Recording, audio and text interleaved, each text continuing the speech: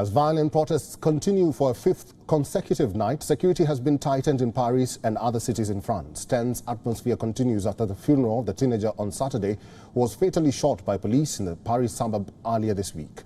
French Interior Minister has said that around 45,000 police personnel were deployed overnight Saturday to Sunday with specialized elite units and armored vehicles. Moreover, helicopters are also being brought in to reinforce France's three largest cities of Paris, Lyon and Marseille. In Paris, police increased security at the city's landmark Champs-Élysées Avenue after a call on social media to gather there. Rioters rammed a car into the home of the mayor of a town south of Paris on Sunday, injuring his wife and one of his children. The mayor talked about the incident on Twitter. On Saturday, the biggest flashpoint was in Marseille, where police fired tear gas and fought street battles with youths around the city centre late into the night.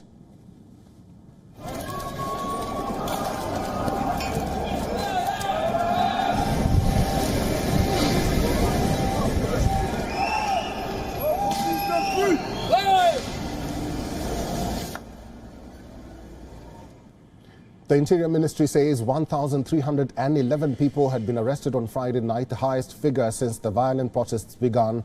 Hundreds more have been arrested overnight on Saturday, while more than 700 shops, supermarkets, restaurants and bank branches had been ransacked, looted and sometimes even burned to the ground. France's Interior Minister says that the government will not back down amid riots. Meanwhile, President Emmanuel Macron has postponed a state visit to Germany that was due to begin on Sunday in order to handle the crisis. Earlier, he had to cancel King Charles's planned state visit in March amid nationwide protests against pension reforms. The latest protests in France come as Nahel M, a 17-year-old teenager of Algerian and Moroccan descent, was shot by a police officer during a traffic stop on Tuesday in the Paris suburb of Nanterre. His funeral ceremony was held at the Mosque of Nanterre on Saturday, where he lived. Hundreds gathered peacefully at the ceremony, along with his mother and grandmother. The incident raises the concerns of racism and police brutality in the nation. Macron has denied there is systemic racism in French law enforcement agencies.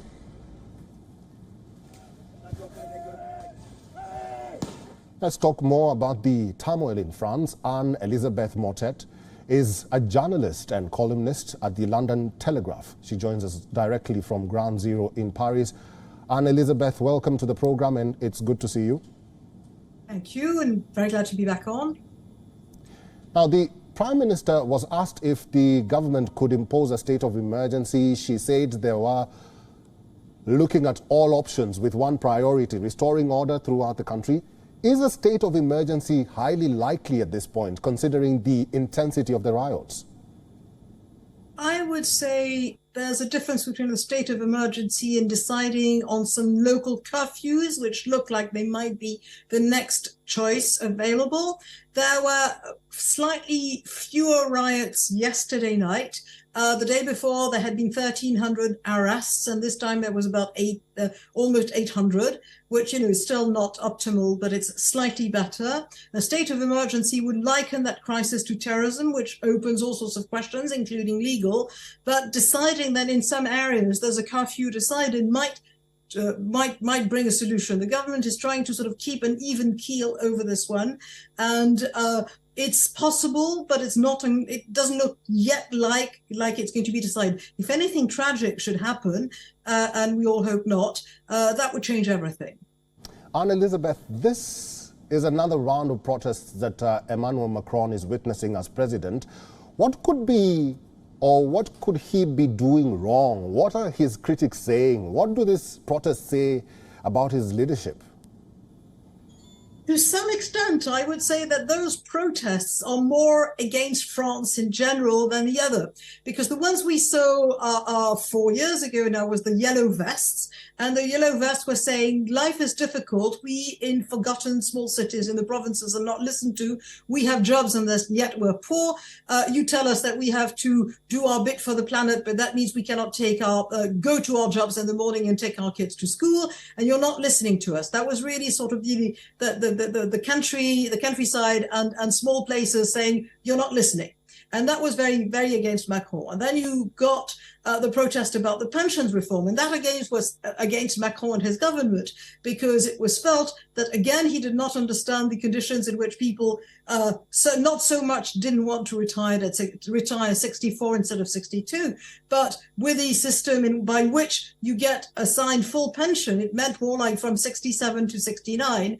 And that again was seen as a government that was detached from the realities of people who are not rich in France.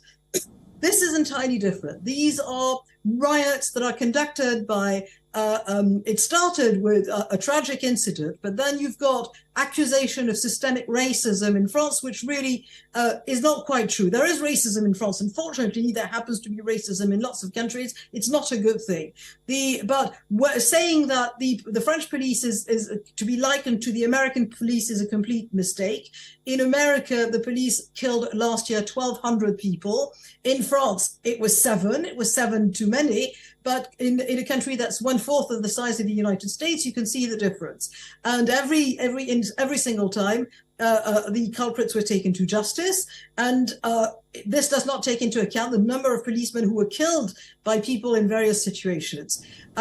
So we are talking about something that starts as anger and dismay because of the tragic death of a 17-year-old. And then you get sense. Let's talk about that anger, because, I mean, so many are questioning, how can one incident spark off this scale of demonstration? Could it be that there is some sort of pent-up or bottled-up anger among the French that is now coming to light? I would say that it's a combination of anger and also complete loss of values, complete loss of a sense of proportion, and complete loss of respect for authority. The reason, if it's a reason, it's no reason that the young man was killed, had to do with the fact that he refused to obey the command by 2 traffic cops who saw him, so that he was too young to drive a car. The car was a luxury car, and they wanted to see his papers, and he refused to do this.